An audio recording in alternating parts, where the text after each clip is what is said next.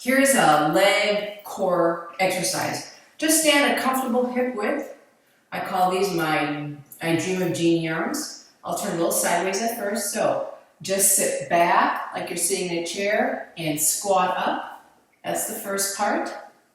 The second part is on the way up, you're going to do a crunch, elbow knee, sit back, and a nice pelvic tilt crunch, and back into alignment.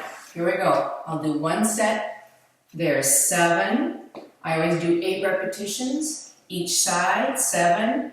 Breathe in, blow 6, sit back, your right elbow, sit back, left, breathe in, blow right, 4 more, your left elbow, sit back,